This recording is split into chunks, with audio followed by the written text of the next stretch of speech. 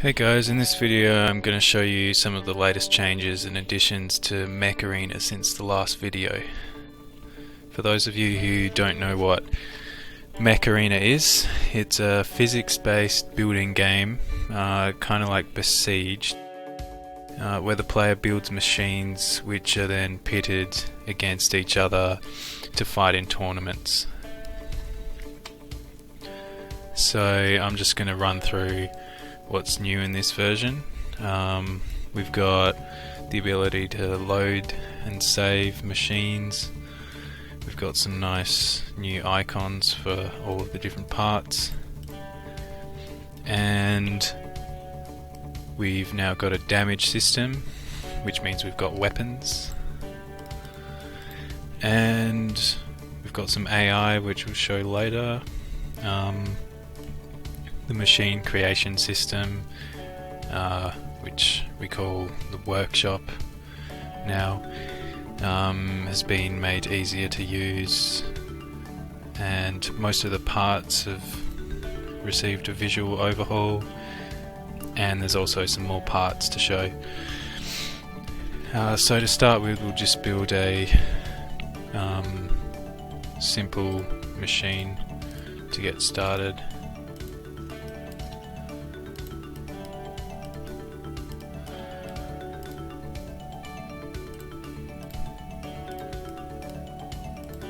So I'm just adding some car steering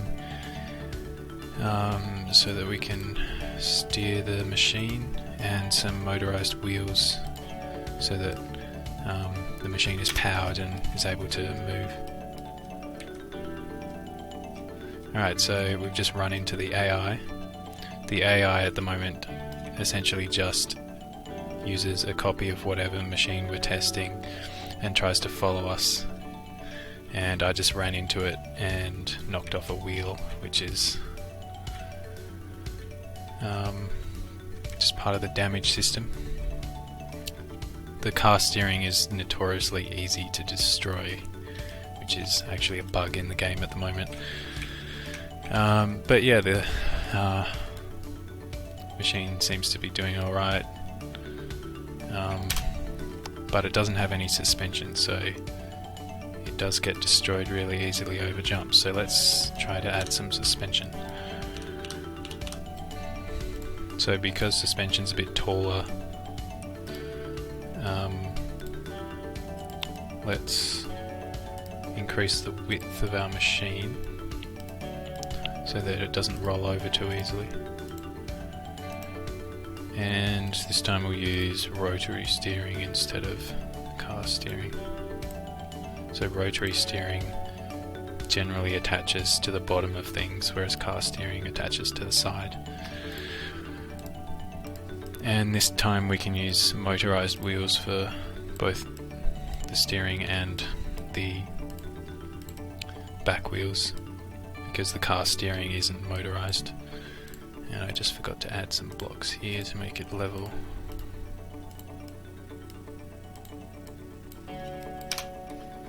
There we go. So as you can see, it's the landing is much softer.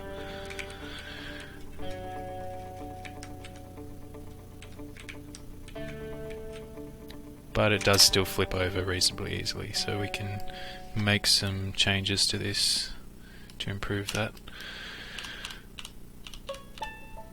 So I'll just get rid of most of these parts, make it a bit bigger again. So this time we're going to use hinges to help improve the stability of the machine. So we're just going to add a hinge for each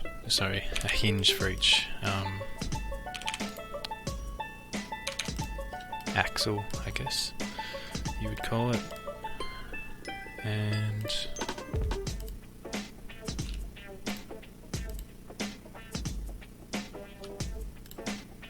I'm going to take advantage of one of the building mechanics that's similar to Besiege, and that is the ability to delete blocks that are in between other blocks. So I'm going to go ahead and delete these, and that's going to let us place a hinge that's facing in the opposite direction to what it would be placed if we were using a conventional building system. So we've got some hinges there, and now we're just going to add suspension like so, and we're going to put some beams across and clamp it to the body so that the suspension pushes down on the hinges. So as you can kind of see, it's getting pushed inwards a little bit, and we'll just add rotary steering so that the machine's not too wide. If we used car steering, it'd get a bit wide. The disadvantage of this is it makes it taller.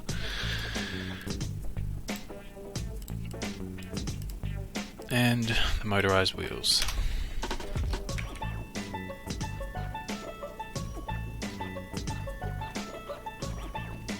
So that works quite well.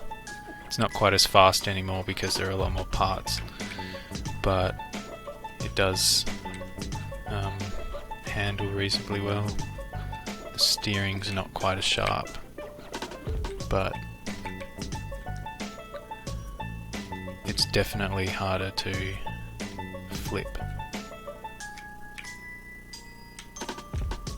It's not impossible, but it's very difficult. So let's go ahead and save this as cool suspension.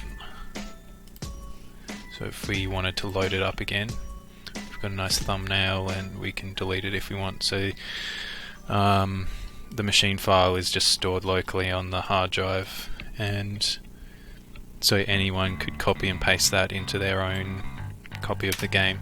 So sharing machines is reasonably easy. Now that we've got a nice chassis to work with, we can add some weapons. So we've got 3 weapons at the moment. We got the eye poker, which we'll try out first. So this is just a sharp, pointy object that can poke things like eyes, or other machines in this case. And obviously weapons do more damage than the other parts, and the damage is calculated based on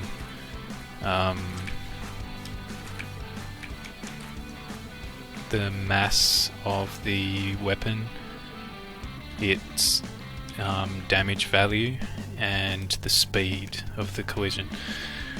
So the faster you hit something, the more likely it is to get destroyed, and every part has a certain amount of health that slowly decreases the more times you hit it.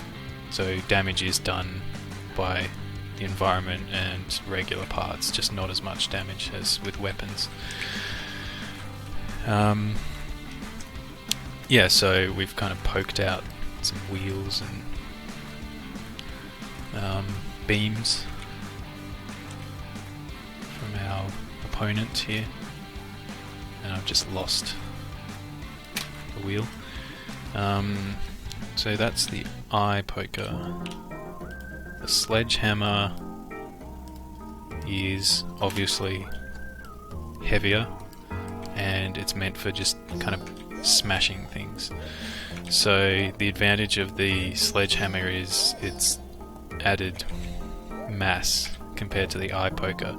So it's more likely to do more damage at higher speeds because of that mass, and it's less likely to take damage because the lower something's mass is, the more likely it is that it's going to come out of the collision worse off, basically. So it's kind of a good defensive weapon, or it's a good weapon if you can get a lot of velocity behind it. And we've also got blades, which I'll just chuck on the wheels because they look cool. So blades are kind of like the eye pokers, except they're obviously longer, so they can't fit in as many places, and they're heavier, but because they're longer, you're more likely to be able to hit things. And if you attach them to wheels, obviously they kind of rotate, which adds to the velocity of the collision. Yeah, so those are the three weapons. We can kind of mix and match these, and we can make our own systems to make those weapons better. So let's add a piston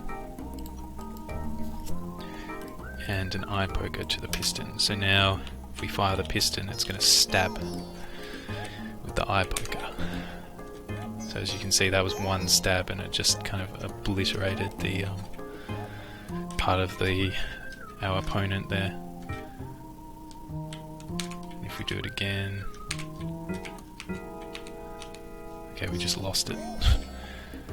But you can see it does more damage. And we can go crazy and add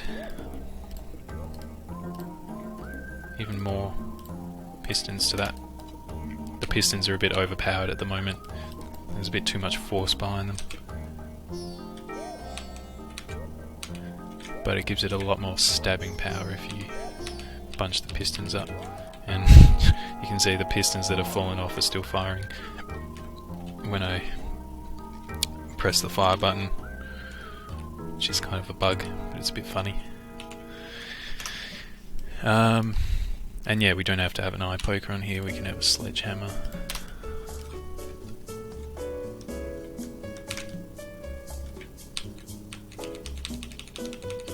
Looks like I came away from that a bit worse off. And you may have seen the that little cube in the middle there. That's kind of simulates the center of gravity. It basically just takes all of the positions of all of the parts and averages them. So that's what the camera focuses on. But you can also pan the camera around and obviously like orbit around it. It's not the actual center of gravity, but it's kind of a good indication. It's just there for debugging at the moment. Yeah, so that's kind of the weapons. Let's just make another small robot that's kind of prone to flipping. And we'll make some anti-flip measures for this robot.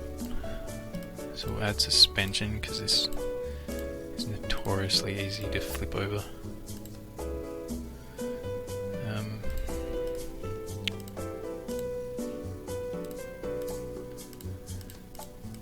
As you can see, it's really tall at the moment, so it's going to be pretty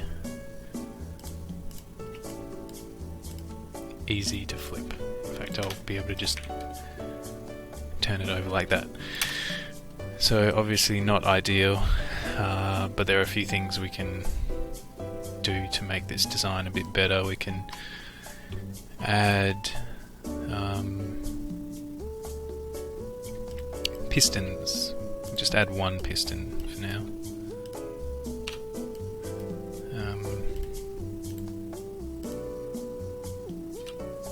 That piston's facing the wrong way.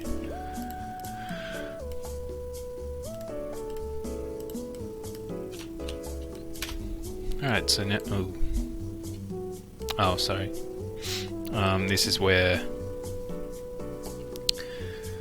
the different kinds of connectors come in. So as you can see, we've got the blue ones and the yellow ones. So the blue ones are anchors. So if we just delete a beam, we can see that each end of the beam has the blue ones and the sides have the yellow ones. The blue ones are able to connect to any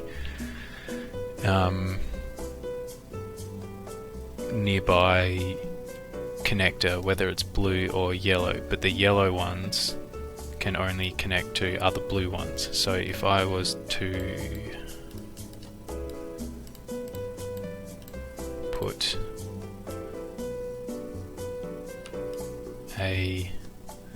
just fill this in. If I was to put a beam next to another beam, it's not going to be connected to it because they're not sharing any blue connectors. So the blue connectors are the ones that actually connect things. The yellow ones are used in the workshop for actually placing things on them. So now there's a blue connector in there, which is why it's still attached.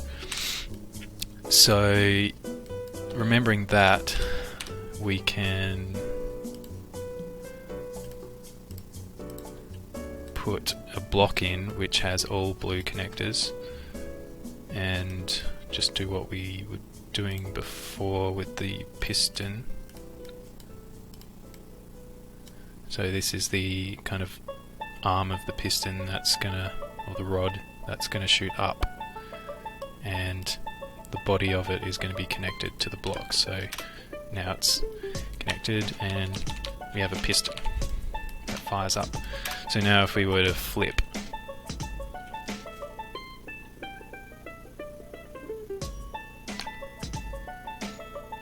ideally we'd actually want to flip on it. We want it to flip on its back for this to actually work. There we go. So now if we fire the piston, it flips it back up just from the force of the piston on the ground. So that's one anti-flip measure. Obviously players can invent whatever kind of anti-flip measures they could possibly think of. Another cool one might be to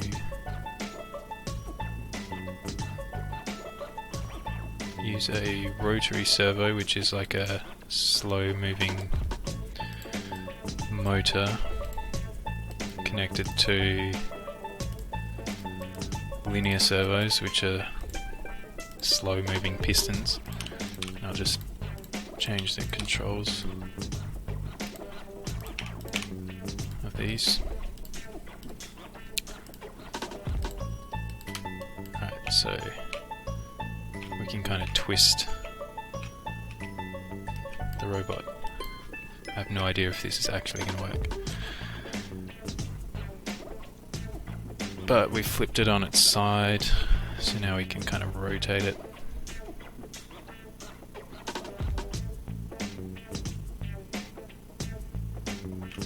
Yeah, that kind of worked. Another thing we can do is use these these linear servos to extend out and push us back up. So that's another kind of odd anti-flip measure you could use. But you can pretty much just come up with whatever you want. Some other things that have been added, you can now adjust the power of the motorized wheels. And this can be extended to other things like motors and pistons and that kind of thing, and suspension. I haven't done that yet, but it's definitely on the list. So now the machine's a lot faster, but it's almost impossible to control.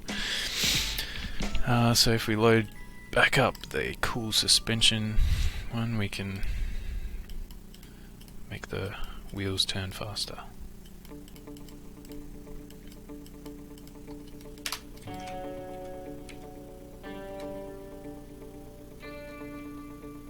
It does make handling a little worse.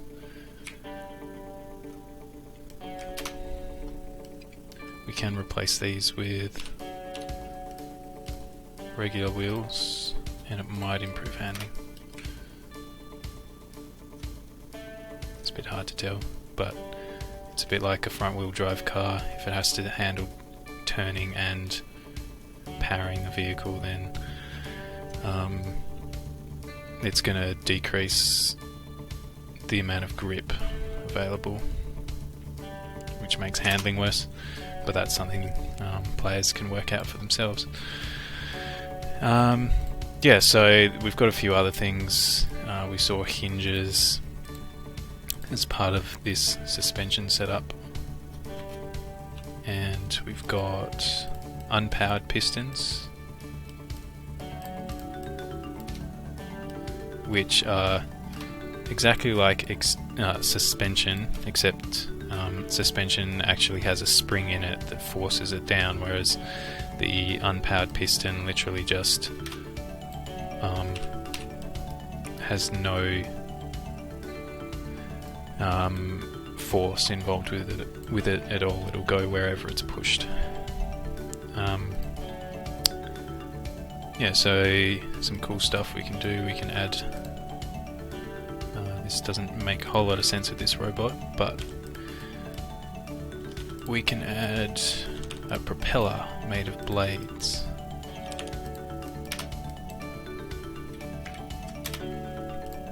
Change the controls for this motor. So this is a motor. It behaves pretty much the same as motorized wheels, except it's more compact.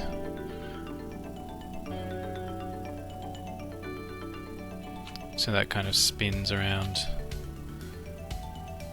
and can do damage. And we also have for every motor part we have a servo equivalent, which is essentially a more slow controlled version of the motor. So in this case this is a rotary servo, and as you can see it moves really slowly, but it's a lot more precise and controlled, so we can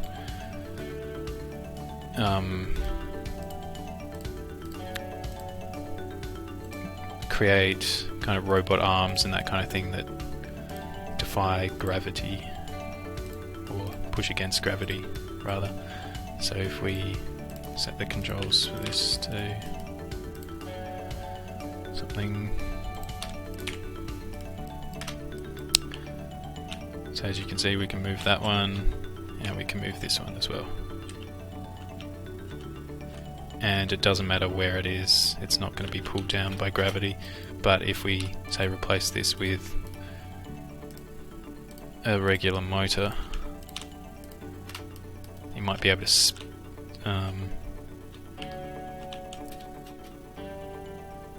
spin faster, but it is still just controlled with gravity, or influenced a lot by gravity because it's got no resistance. So we've also got linear servos, which we saw before. So they just push in and out. And we've got angle motors. Oh, sorry. Well, yeah, we've got angle motors and we've also got angle servos. So I'll just make these Q and E. Oops. Angle motor only goes in one direction, so that can be Q. So you can see on the left we've got the servo, which is slow controlled movement. On the right we've got the motor, which is kind of like a it'd be good for something like an axe. So if we had to put a beam on this,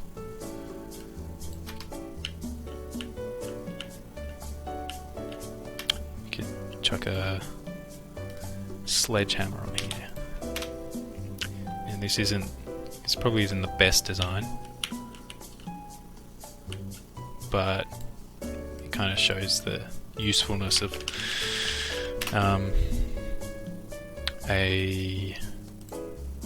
angle motor.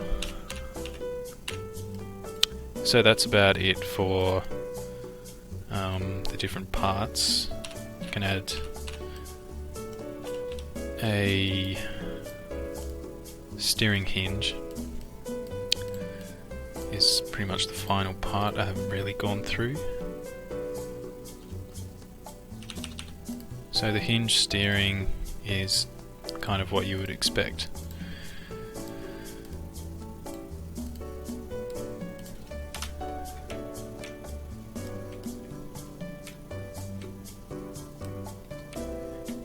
pretty much the same as the angle servo, except it bounces back into the middle position.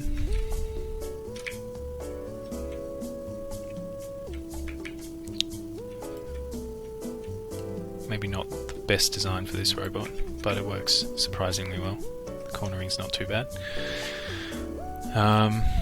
But yeah, that's about it. So there's a whole lot of stuff that I still need to add to this. I've got to improve the AI because at the moment it pretty much just chases the player. I want to add the ability for the AI to ram the player, so that's run into the player, reverse, run into the player again. At the moment it literally just chases the player. And also the ability for the AI to flee from the player or other machines if it's, for example, damaged. Apart from that, this game's called Mech Arena, so obviously there needs to be at least one arena. So I'll be looking at creating an arena for this, so players can actually have tournaments against AI machines. There are a few improvements that need to be made to the workshop, such as the ability to, well, more like the lack of ability to be able to place parts inside other parts. So as you can see, there's no collision detection there, so I'll need to prevent that for obvious reasons. Aside from that, struts and cables should be in a future version. So if you've played Besiege, they're pretty much the same thing. Struts are basically drawn from one part to another part and it makes it more rigid, whereas cables are drawn in the same way, but they actually contract, so they pull the parts together, and obviously though how much they contract can be controlled, so you could make sophisticated suspension setups. You could even make some kind of crane if you wanted to. Basically just look at videos of Besiege for ideas of what you could do with that. The damage system's obviously a little bit finicky at the moment. I'll need to add armor. Armor should come in a update reasonably soon, I hope. And apart from that, in the slightly more distant future, more parts will be added. I've got a list of parts at the moment to add or think about adding. One of them is a grabber, kind of like Besiege, where think of it as a magnet really that you can power on and off to grab onto other objects or other machines. And a decoupler, more joints like a ball joint and a spin joint. Skid pads, basically a more compact alternative to wheels which kind of jut out at the moment. It'd be nice to be able to have just a little skid pad that you can add to the bottom of a block that doesn't take too much damage when it hits the ground, and maybe also a friction pad, which is essentially the opposite of a skid pad, which could be useful for walking machines. And yeah, some kind of wheel that's mounted from the top instead of from the side could be useful, so you could make something like a tricycle type setup with 3 wheels, or just 1 wheel. And yeah, so those are the parts that are on the list to be added in the future. It'd be nice to have tournaments with multiple arenas, so I'd be hoping to add at least 5 arenas, and also obviously player versus player would be really nice. That in itself is very challenging for a physics-based game, just because physics are essentially kind of random. So it'd be hard to keep all of the different physics in line for every player of the game across the server. But it's definitely something I'm interested in adding, so hopefully I can do that. And also a challenge system to unlock new parts. So if you imagine you've got the kind of fighting component with the arenas, but you've also got challenges, which would be very similar to Besiege, where you're just trying to get from point A to point B, or you're trying to pick something up and transport it somewhere else, or you're trying to fight, I guess, some boss machine that has a part that you haven't unlocked yet, and once you beat it you unlock that part. So the challenge system is more about unlocking new parts, and then those parts are then available to be used in the arenas. But yeah, that's about it for now. If you've got any feedback or questions or suggestions, I'm definitely would like to hear what you have to say. But apart from that, thanks for watching, and subscribe if you want to see further updates of Mech Arena.